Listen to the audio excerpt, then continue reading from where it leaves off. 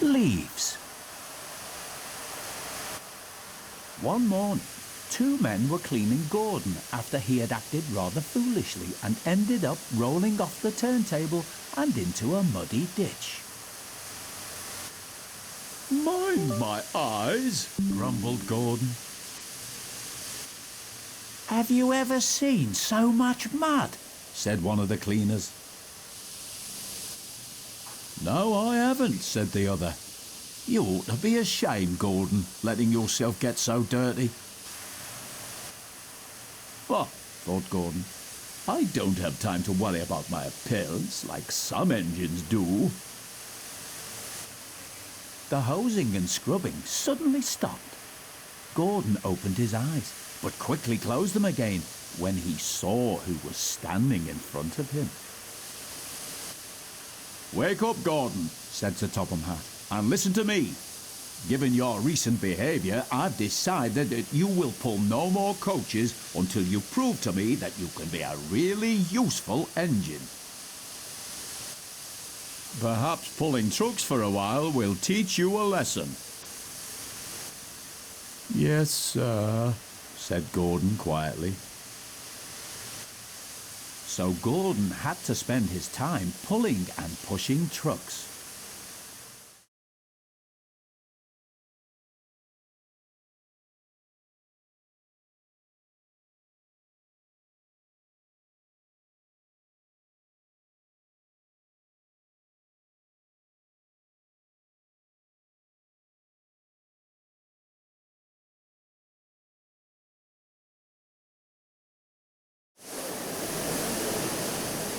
Goods trains, he muttered.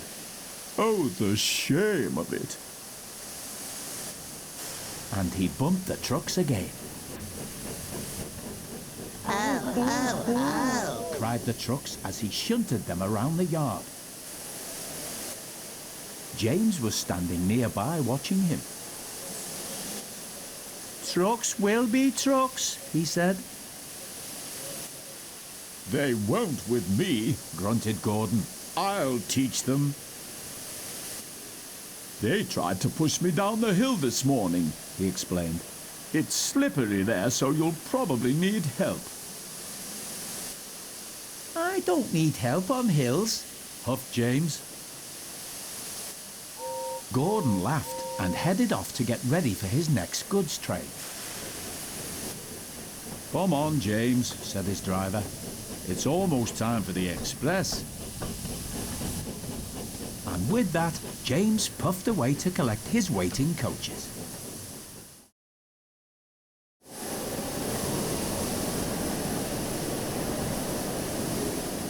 The guard soon blew his whistle and James puffed away. Come on, he puffed to the coaches.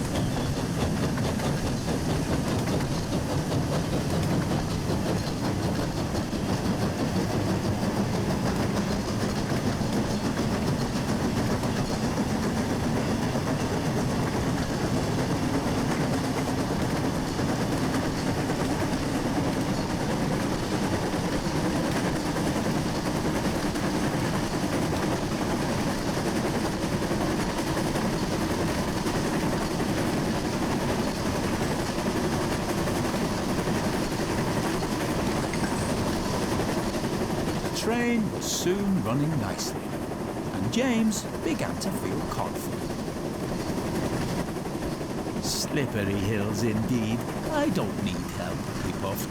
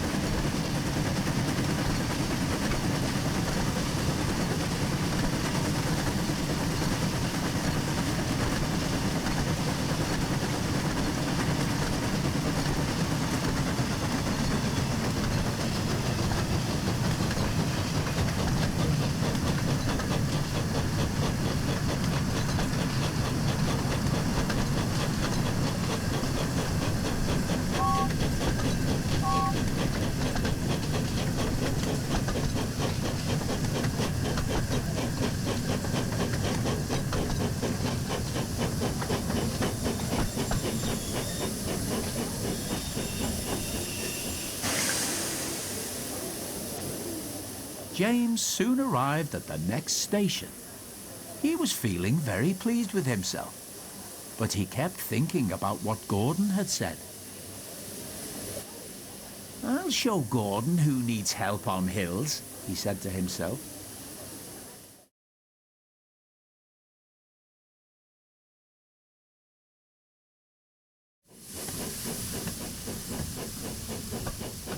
But soon, James reached the bottom of the hill. Strong winds from the sea made the hill hard to climb. Leaves fallen from the nearby trees were now covering the rails, and the recent rainfall meant that they were too heavy to be blown away by the wind. I'll do it, he puffed. But his wheels slipped on the leaves. I must do it, he panted. But try as he might, his wheels kept on slipping, and he couldn't pull the train at all. Help, help, cried James. His wheels were turning forwards, but the heavy coaches pulled him backwards, and soon the whole train started slipping down the hill. James's driver applied the brakes, then going carefully reversed the train back down the hill, and they headed back to the station.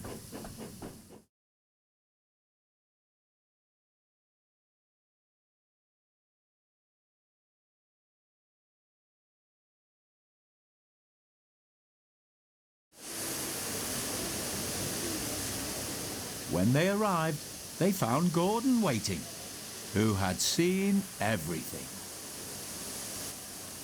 I thought you said you could climb hills, he chuckled. James didn't answer. He had no steam left to say anything. Ah, well, we live and learn, said Gordon. Never mind, little James. I'm going to push from behind. Whistle when you're ready.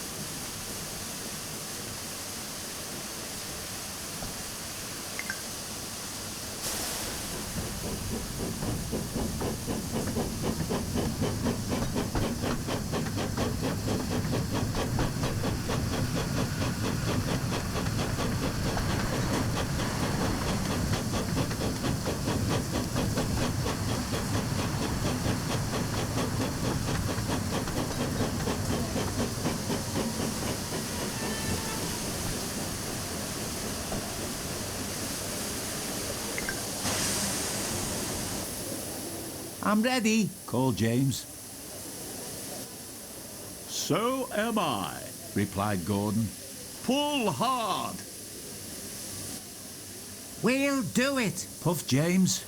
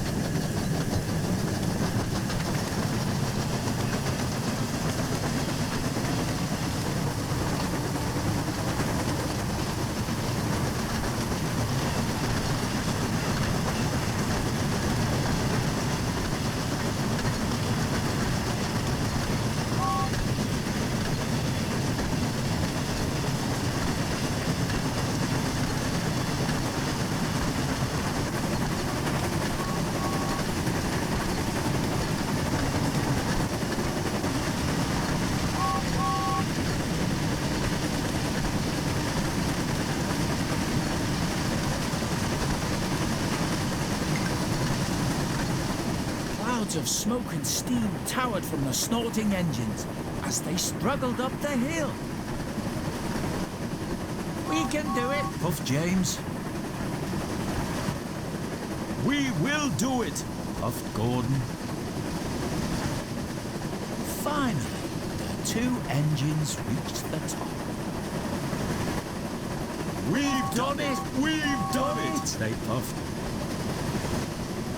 The two weary engines were puffed out, but they continued onwards to the next station.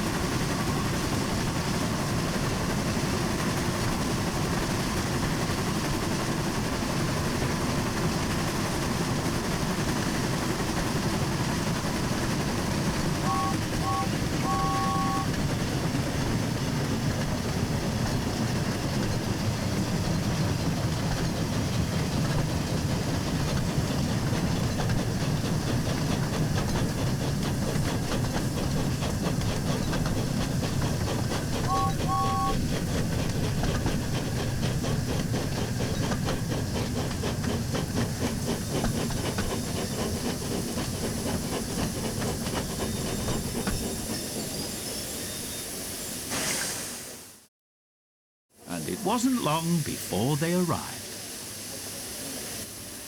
"Thank you, Gordon," whistled James. Gordon whistled goodbye as he watched James puff away. Then slowly he trundled back to his waiting trucks.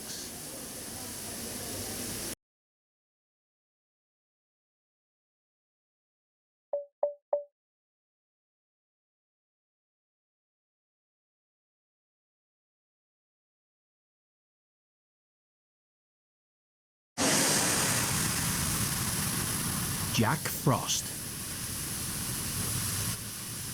One evening, Sir Topham Hatt came to the sheds. There's a big freeze coming tonight, he said. James and Percy, I need you to deliver extra coal to the stations. "Yes, sir," they said eagerly, and Sir Topham Hatt walked away. "You better hurry," teased Thomas, "or scary Jack Frost might get you." "Who's Jack Frost?" Percy said nervously. "Don't be silly," sniffed James. "Jack Frost is not scary." "Yes, he is," teased Thomas. "He's all white with a big spiky face." "Rubbish," said James. James knew Jack Frost wasn't scary, but poor Percy wasn't so sure.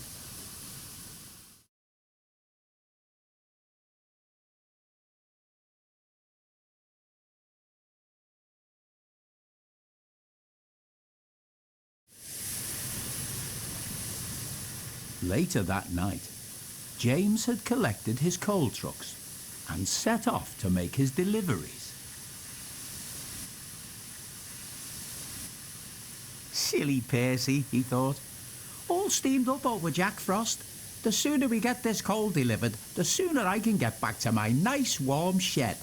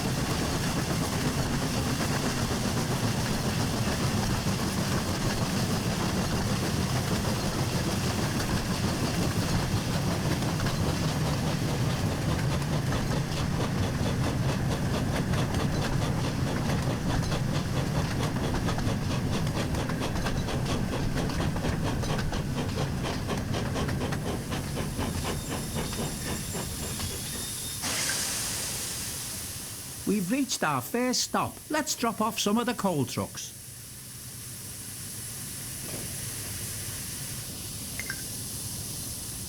That's one delivery complete, so let's head to our next stop.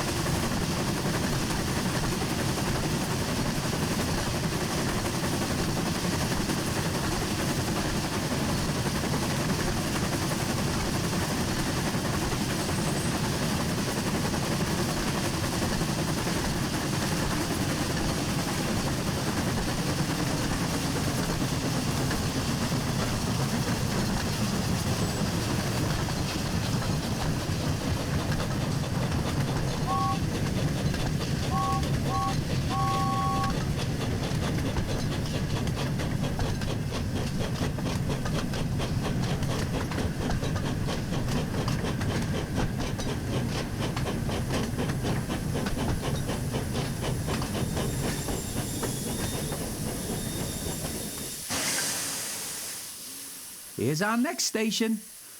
Let's drop off some more coal.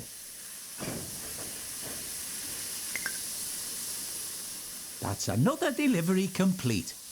Hopefully, all this coal is enough to keep the passengers nice and warm during this cold weather. I'm just glad that I have my firebox to keep me from getting too cold.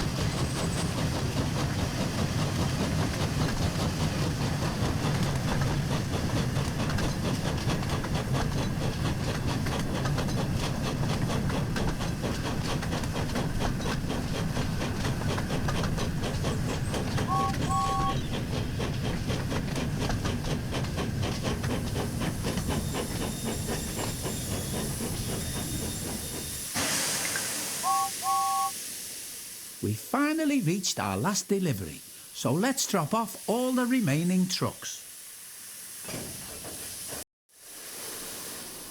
That's all of the coal delivered. Now I can get back to my nice warm shed. And with that, James puffed back towards Tidmouth Sheds.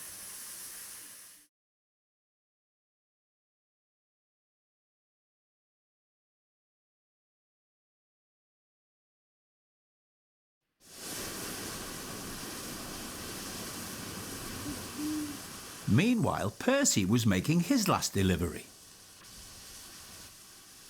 Jack Frost is not scary. Jack Frost is not scary. Jack Frost is not scary.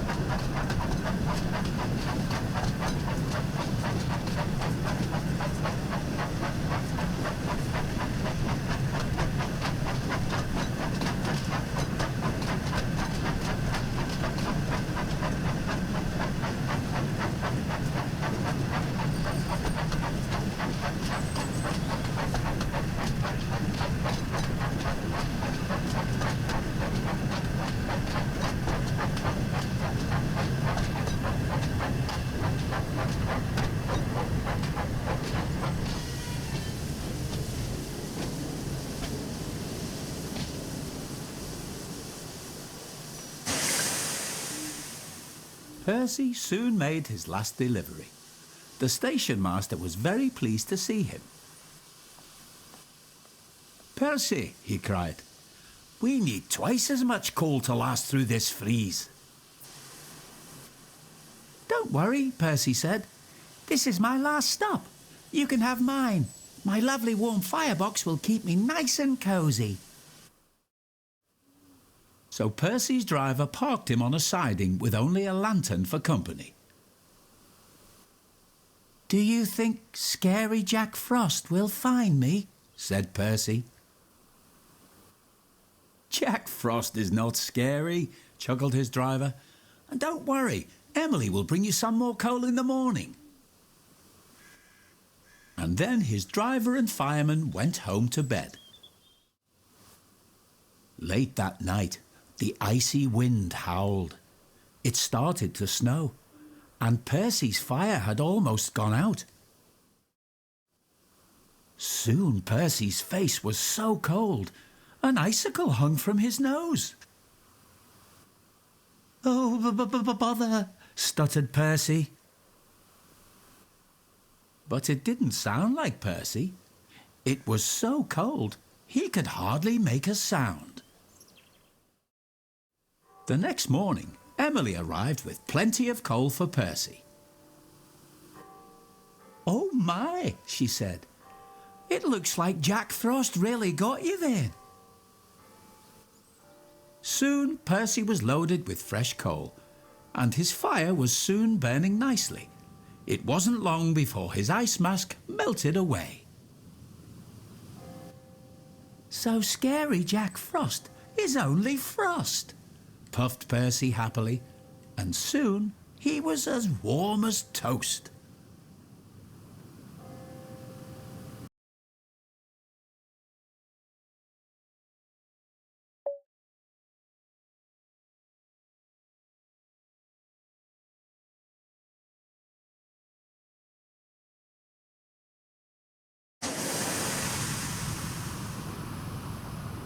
James and the Van.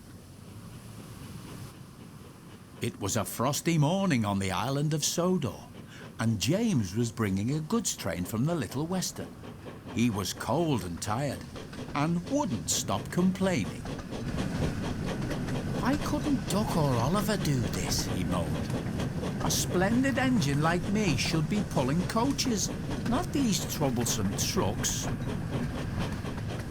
"Don't worry, James," said his fireman. "We've nearly reached the yard now, so you can have a drink and a rest before your next train." "Good," James replied. "A nice long rest will make me feel much better."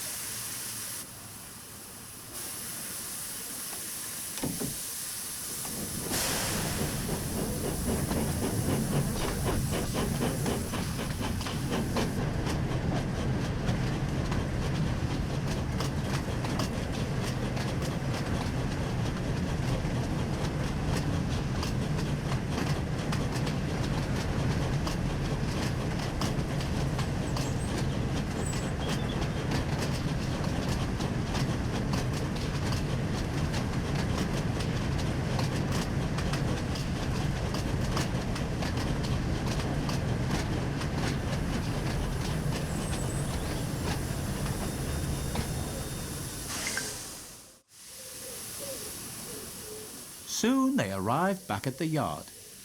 James was still feeling rather upset, and as he stood in the yard, the icy winds swirled around his smokebox.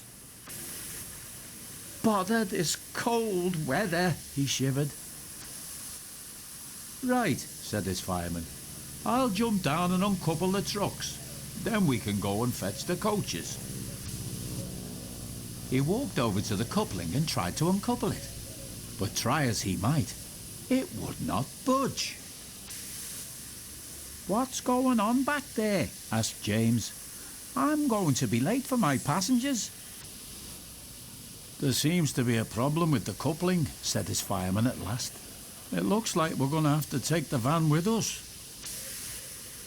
"What?" exclaimed James. "Pull my train and this horrible van too? No, I won't.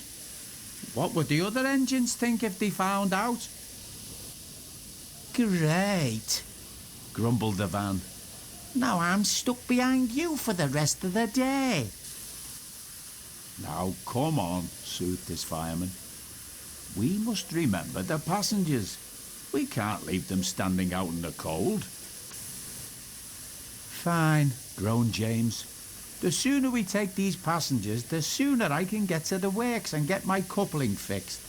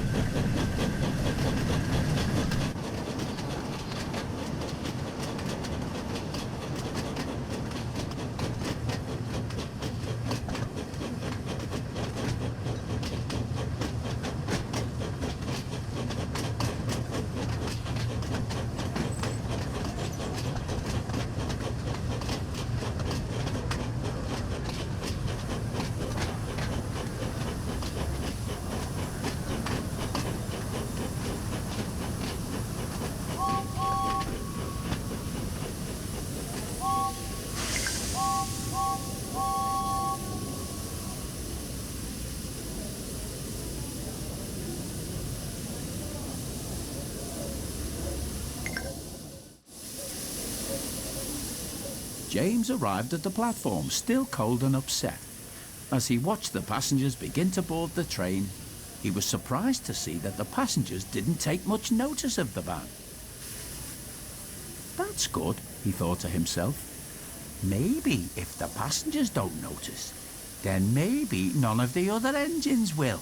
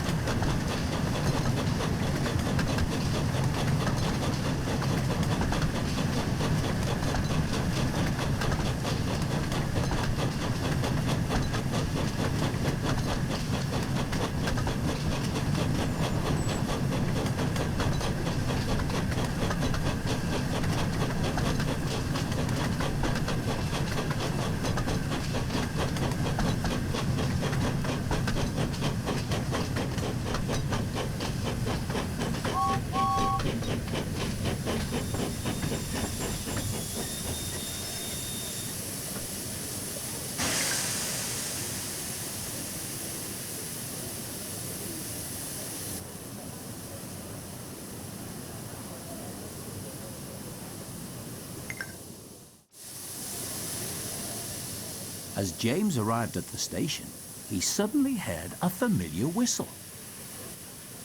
"Oh no," said James. "It's Gordon." Hello, little James. "What are you doing coupled to that van?" asked Gordon.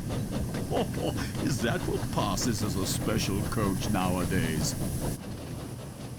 Gordon puffed away, still laughing. James tried to ignore him, and it wasn't long before the guard's whistle blew and they continued on their way.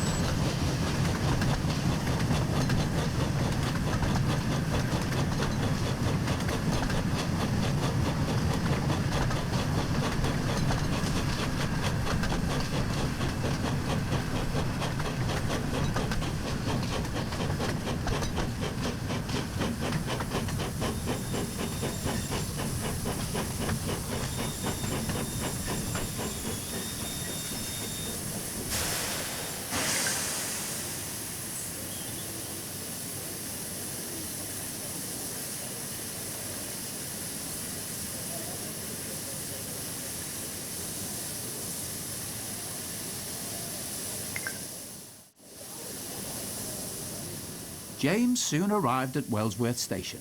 As the passengers began to board, he suddenly noticed the station master talking to someone with a large wooden box. I'm sorry, but you can't bring this on the train, said the station master. There isn't enough space. You'll need to wait for the mail train later tonight. But I'm performing in an important concert, explained the passenger, and I must get myself and my piano there on time. James listened carefully, and suddenly an idea came to him. "Excuse me," he called, "but you could try putting your piano into my van. I'm sure it would fit, and it would mean you could get to your concert on time." The passenger was delighted. "That's a wonderful idea, James," said the passenger. "What a clever engine you are." James felt rather pleased with himself.